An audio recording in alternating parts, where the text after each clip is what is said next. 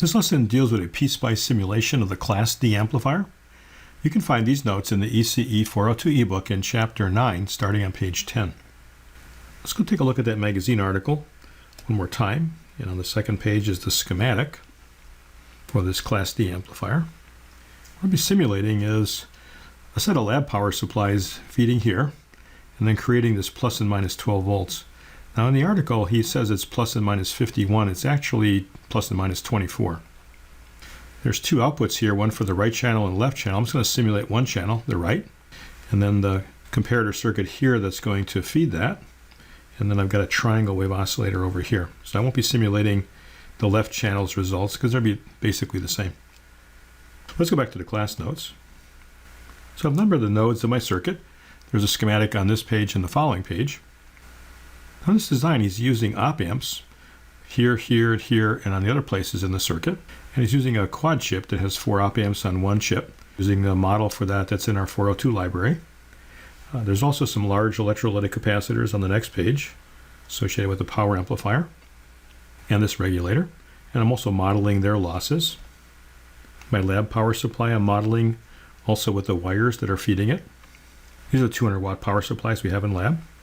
And then here's my Butterworth filter, and I'm also model the losses of the inductor and the capacitor. Now in this simulation, I'm going to do a lot of data points. I'm going to actually plot the results in steady state. So here I'm going to start suppressing the data at up to 7 milliseconds. And then the last 3 milliseconds plot the results. Also going to do a Fourier analysis of our result, take a look at the distortion. Did run into some simulation problems, so I had to up the value of ITL4, which is the number of iterations per point during a transient analysis, to 2000. And then ITL1 is iterations for finding the DC operating point. And I upped it up to 100.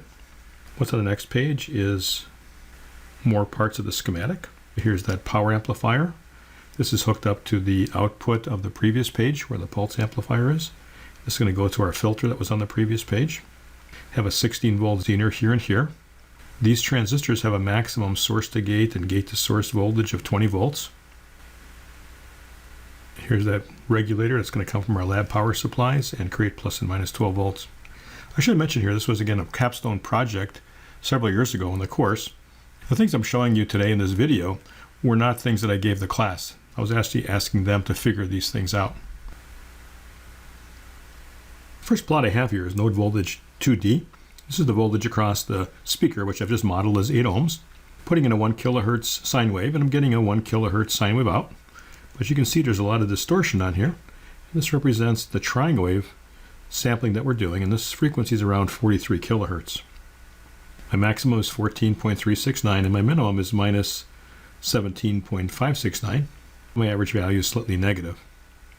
So I'm not getting a symmetric output. I'm getting some distortion in my output, and we're going to measure that in just a little bit. How much power is coming out of our circuit? Let's measure that. I'm using the technique we used in ECE402 in the last chapter, in the course chapter 7, for measuring power in power amplifiers. I'm going to take the product of the voltage and current of the load and take the average value of it. I'm looking at this in steady state. I go 1 period, 2 periods, 3 periods, so on. I'll get an average value, and that turns out to be a value here. It's also repeated here, and it's 14.311 watts. So I'm getting 14 watts out. This is supposed to be a 60 watt amplifier. How much power is coming in? We could measure that. Take the product of the voltage and the current for the positive power supply. Take the average value of that again every period. We get the average value. So here's 1 period, here's 2 periods. And I get 8.5301 watts. Do the same thing for the negative power supply. And I get 12.3 watts. You can calculate the efficiency. Power out over power in, I'm getting 68.7%. This is supposed to be a super high efficiency amplifier, and I would expect this to be closer to 90%. You can clearly see some distortion in the output waveform. I also set up a Fourier analysis, again at node voltage 2D, and the total harmonic distortion is about 3.89%. Now I should check input voltage source is low distortion, that we've taken enough data points. It's node voltage 13, and that harmonic distortion is 0.00588%. The reason it's so low is that I'm doing 60,000 data points, so I'm getting a really pure sine wave. As you might remember, what SPICE does when it does a simulation is just simply create points and connects them up with a straight line. So if you have 200 data points, you'll have some level of distortion in the waveform that's not physically there, but just an artifact of simulations. Bumping that up to at least a factor of 2,000 data points is minimum, and here I did 60,000, so I get a very pure sine wave. See if we can do an analysis and evaluation with some more simulation to see if we can explain why the efficiency is 68.7% and why there's so much distortion in the output. The amount of power going out was 14.311 watts, and the power going in was 20.83. That means we lost 6.519 watts. Where'd it go? Plotted some of the power that was absorbed by some of the bigger elements in our circuit.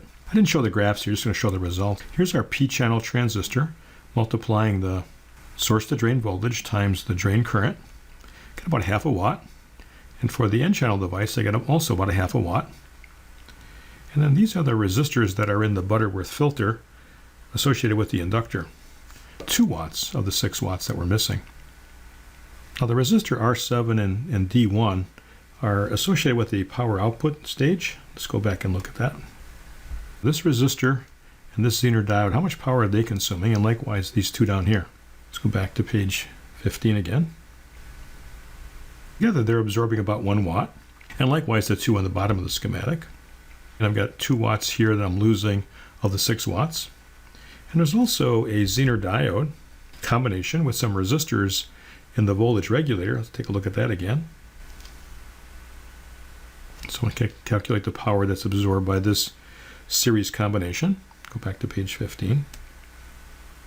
And the creating of the plus and minus 12 volts is consuming about 1 watt of the 6 watts. So all the power that we lost, this is where most of it is. I can't do much about the power MOSFETs. You can get some lower RDS-ons, so a little bit of improvement there. This is the resistance of the wires that are in the inductors in the Butterworth filter. What you can do is to use thicker wires, in other words, bigger coils, and get that resistance much smaller. And you'll notice that in a lot of power amplifiers, they have very large inductors. Could also think about maybe doing this a different way, and likewise this. So this is one of the things I asked the students to think about, was to create a simulation, just like I did, and then to see where the power was going, to measure the efficiency, and then say, let's find out where it went. And then hopefully they could take a look at this and say, okay, this is where I need to work on an improvement in the design. What about distortion? Turns out Class D amplifiers sound pretty decent, so this seems awfully high. Now in our circuit, notice that he's using op amps to perform some of the functions, some of which are actually a comparator. Op amps 2 and 3 are part of the triangle wave generator, and op amp 1 is used to actually compare an input signal to a triangle wave. Let's take a look at those waveforms and see what they're doing. This is a plot of my input voltage, a very pure sine wave because I'm doing 60,000 points. And this is the output of op amp number 3, which is the triangle wave generator. I'll blow this up on the next page. And it's oscillating around 43 kilohertz. And then op amp number 1 is node voltage 10, and this is the output of the comparator, which is comparing my audio signal to this triangle wave. And you can see some holes over here, so I thought I'd zoom in on this to see whether that was really there or not. It's on the following page. So here's just one cycle of my sine wave. You can see the triangle wave here, not super resolved, but you can see what's going on there. But take a look at the comparator output. We're seeing this pulse with modulation, and there's actually a hole over here because our pulse is very narrow at this point, and apparently it's not able to respond fast enough. So I measured the slope that's here and found out that it was around 11.3 volts per microsecond on the positive side and a minus 12.87 volts per microsecond on the downside of it. Again, this is supposed to be a comparator, and he's using an op amp to do that. Well, what's our problem with an op amp? It has a slew rate. What's the slew rate of the TLO74? 13 volts per microsecond. So the problem here is that we're running this thing at 43 kilohertz, and these pulses are pretty narrow, and the op amp can't respond. That's why we're getting distortion. This distortion is coming from the fact that the op amp doesn't work well as a comparator. Let's take a look at op amp number 2. This is used in the triangle wave generator. This is actually the input to that op amp. That's node voltage 17. And the output is node 18. And you can see what's happening here. We're getting out a square wave which has a tilt to it and has a slope of plus and minus 13 volts per microsecond. Op-amp 2, like op-amp 1, is being used as a comparator and not an op-amp. Now, with the slew rate of 13 volts per microsecond, it takes about 1.846 microseconds to switch from minus 12 volts to plus 12 volts. Now, that seems kind of fast, but we're sampling at 43 kilohertz, and that has a period of 23.3 microseconds. But some of our duty cycles are pretty small. So if it was a 10% duty cycle, we're looking at a pulse that's on the order of 2.33 microseconds. And that's comparable to the slew rate time. So some of the distortion that we're seeing in our design is coming from the fact that our author is using an op-amp instead of a comparator. I was hoping that the students would realize that. So a quick fix for this design would be to replace the op-amps that are acting as comparators with a comparator. And this is going to be op-amps 1 and 2. And it turns out op-amp number 3 is used as an integrator, so we're going to leave that one alone. Let's take a look at that same design now with these changes. Here's my PSpice file from a modified amplifier. I replaced this op-amp by a comparator and this op-amp by a comparator. So I had to add some pull-up resistors. So here's what's referred to here as this pull-up resistor because I need that for the LM139. And I also needed to do the same thing for this comparator. I had to add a pull-up resistor. I also had to increase my input so that I had the same peak-to-peak output so I can do a comparison of the two results. I also had to change this capacitor because now this is functioning a lot better than it was before, and varied it such that I get 45 kilohertz for the triangle wave frequency. And the rest remain the same. This first output is again our input, which is a pure sine wave. And here's node voltage 14, which is our triangle wave oscillator, about 45 kilohertz as we've adjusted it. If you were to zoom on this, it'd be a perfect triangle wave. And then here's the op-amp we replaced with a comparator, which is comparing the music to the triangle wave, and we're getting this pulse width modulation. But now we don't have that little hole that was here before. I measured the rise and fall time of these pulses, and they were about 0.37 microseconds, so much, much faster than an op-amp could switch at. This should lower the distortion quite a bit.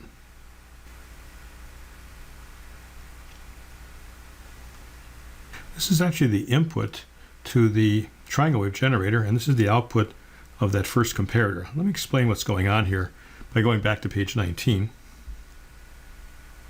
So here I've got an oscillator, got a feedback loop, and the output of this comparator is going high and low. And then this is functioning as an integrator. We integrate a square wave, we get a triangle wave. So that's what's being fed down here to feed the comparison with our audio signal. But what's coming back over here is an RC filter. A triangle wave here, and this low-pass filter has a corner frequency around 33 kilohertz. This is oscillating at 45 kilohertz. What we're going to be grabbing here is just the fundamental of that triangle wave, which should be a sine wave. So we're seeing a sine wave signal here that's going above and below ground, and that's causing this output to swing high and low. Let's go back to page 21. And now we're getting the output of the comparator, but now it's switching very fast. An equivalent rate of minus 47 volts per microsecond here and 52 volts per microsecond. Again, very fast switching because of the comparator. Now we're not distorting this part of the waveform. So again, here's our output waveform. About the same peak to peak and the same average value.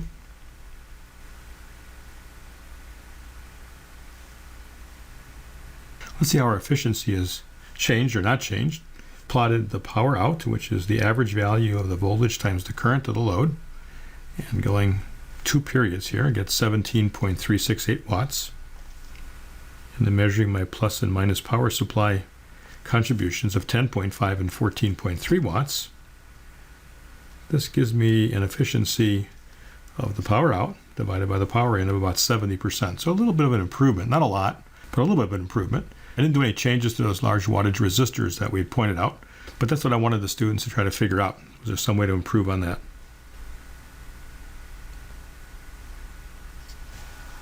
Here's a distortion output.